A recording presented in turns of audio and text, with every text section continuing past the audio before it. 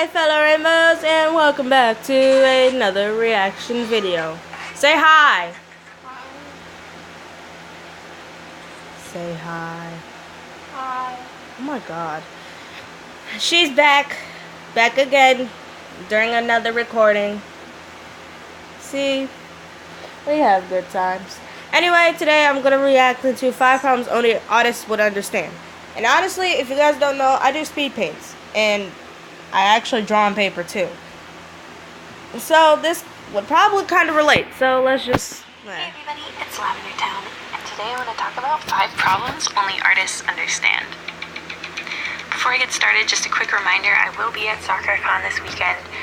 If you're going to be there, don't be afraid to say hi, and I'm having a meetup at 2 p.m. on Saturday outside the exhibitors hall.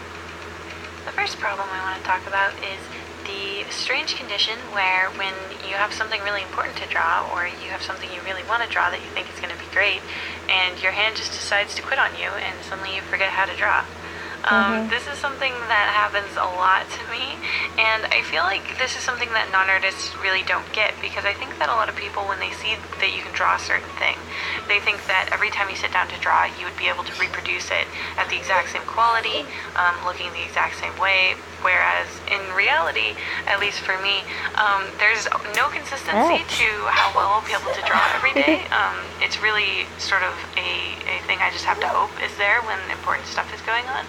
And it may not be super easy to see from the outside eye, but I think a lot of artists are so familiar with their own work and their own style that when they see the mistakes coming in, it's really frustrating. I don't know if it's the pressure or what, but it seems like whenever there's something I really want to turn out well, I have these days where like I'm just making mistakes everywhere, and I can't seem to draw things that I'm usually not gonna have trouble with. Like suddenly I'll be unable to draw a face properly, or I'll be unable to draw like an animal or something that should be very easy to do. And basically you just feel completely betrayed by your own hand. It's like you can't get it under control. You can't put out the kind of work that you know that you're capable of, and it's just super annoying. I don't know if you guys experience that too, but yeah, I'm not sure if the pressure just gets to me, or if sometimes your hand just needs a break. But usually the only way that I have found that can solve this is just to do your best and put out the work anyway if you have to, or otherwise, if it isn't something that has an immediate deadline, just give yourself a break. A lot of the time that's what I need to do. And usually when I come back to it, all of a sudden I can draw again. Also, this can sometimes be a case of where you need to warm up, or you haven't been drawing a lot lately, and all of a sudden you actually do forget certain techniques and things that you used to be good at. So that's not a big deal, but yeah, this is something that drives me completely crazy, and I really wish these days didn't happen.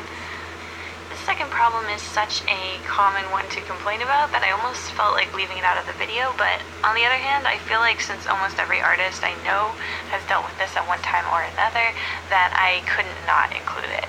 And this is that feeling, that creepy feeling of being watched when you're drawing in public and trying to deal with the onslaught of questions that comes when you're trying to draw in public.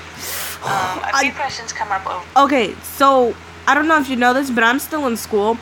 And every time I'm drawing in school, I know somebody's watching me. Because I know someone will always come up to me and they'll be like, "What are you drawing?" Or, "Ew, that looks creepy." Or, "I don't like that. I can draw better." I'm like, shut up.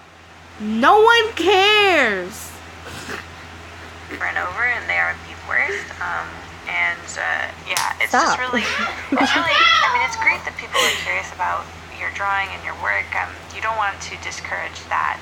But it definitely feels weird when you're just trying to relax and draw at like a coffee shop or at school or wherever you're at, and suddenly you are aware that someone's like hovering around your desk. Or, I can't record with you distracting me. It's just like, first of all, it's just kind of unnerving because you usually have people hovering around you like that. It seems like when you're drawing, people feel like more okay to like get behind you and watch you than they would if you were like on your Facebook or working on something else, you know. I'm not really sure why that is, but it really does make people feel more like they can like hang out behind you, ask you questions. And again, this isn't a totally bad thing, but I think a lot of artists, myself included, are a little bit introverted, and so it's a little bit unnerving, again, yeah, when you're trying to work. So the worst questions that bother me the most are, can I see your sketchbook? Because I hate saying no to people and I hate confrontation. And even worse than that is the classic, is that anime? I don't know if this is a problem for everyone, but I feel like every artist who's ever been even slightly influenced by anime gets this question constantly when they're drawing. And it's a little bit annoying, especially when your style doesn't really look much like anime at all. Pretty much anything that has big eyes, regardless of where it looks like it comes from, a lot of people will just assume automatically that it's anime. And this might be mostly my pet peeve, mainly because I used to draw just straight up anime, and now I'm trying to do, for a few years I've been doing sort of a mixture of my own style and that anime influence that I had for a while.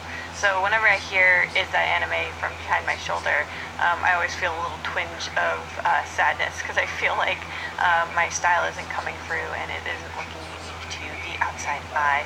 But I wouldn't take it too personally. A lot of the times people who ask these questions are not super into cartoons and not super into like parsing apart art styles. It doesn't necessarily mean that your art is not looking the way that you want it to look.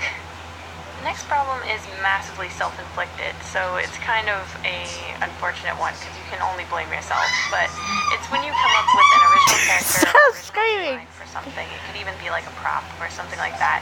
Stop! In a comic or something that you're gonna have to draw over and over again, and you just go nuts on the detail, and you want it to look super ornate and beautiful, and every time you draw it, you're just like loving all the little details, and you keep refining it and making it look more and more ornate and beautiful.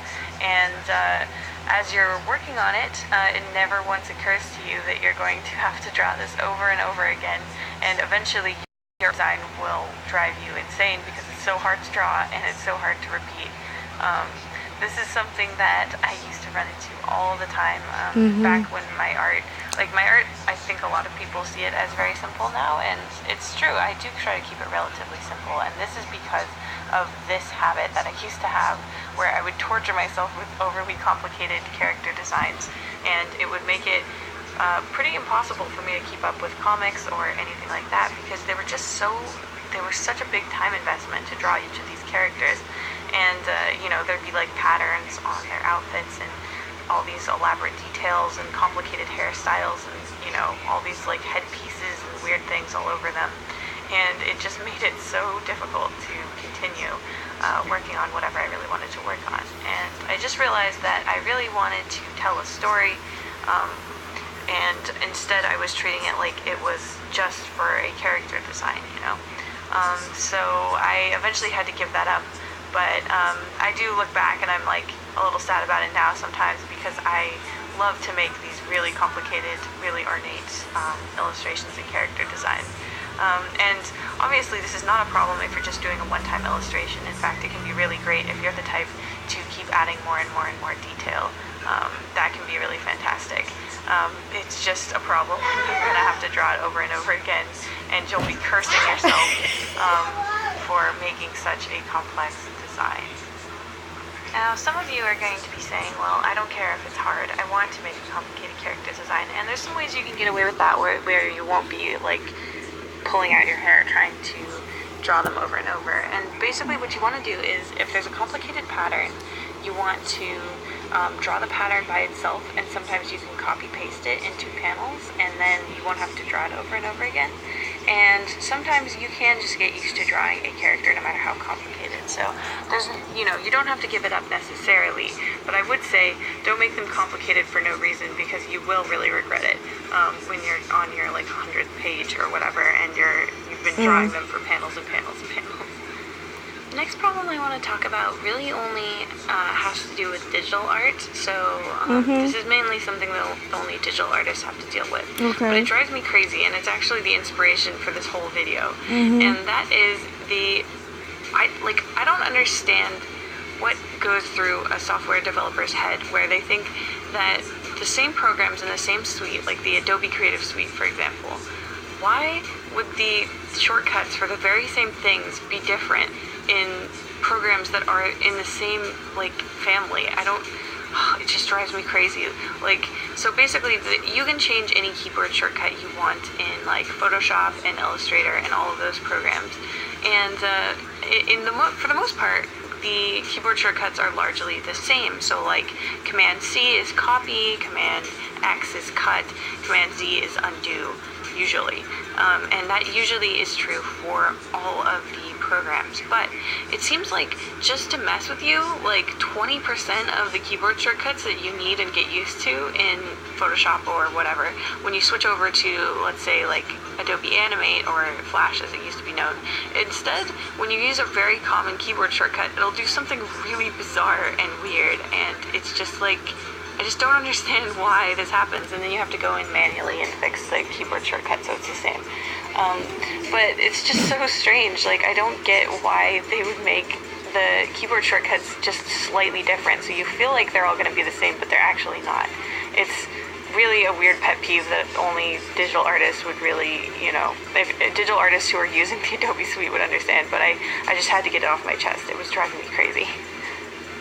The last problem I want to talk about is one that has haunted me, especially ever since I got back from art school, and I actually don't know how to fix this one, so I'm definitely willing to take advice if you guys have any for me. But basically, it's that unbelievable sense of guilt that you feel every time you do something fun, like a video game or something like that. Like, I went to Orlando and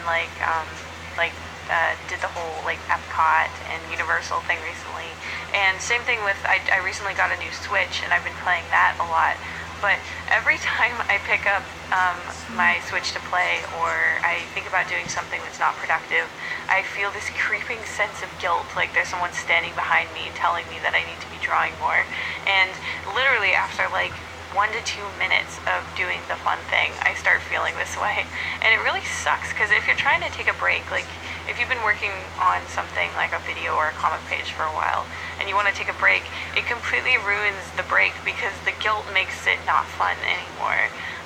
And I think it mostly came after I went to art school, because I was so busy all the time that I got used to feeling like I never had time for anything but productive stuff. And it's actually gotten so bad that even while I'm working on a video or something, I'll still have this guilty feeling like I'm supposed to be working. And I'm not actually sure what that's about. Like, literally, even as I am working on something, I'll feel like I'm supposed to be working, and it's super weird. But yeah, I hope you guys enjoyed this video. Let me know if you suffer from any of these, and I hope to see. Alright. Honestly, I'm telling you, I can relate to most of those, except for like the digital one, because I don't use a computer to draw. I use my phone. But anyways, yeah, sorry, I was kind of half distracted because of this woman right here.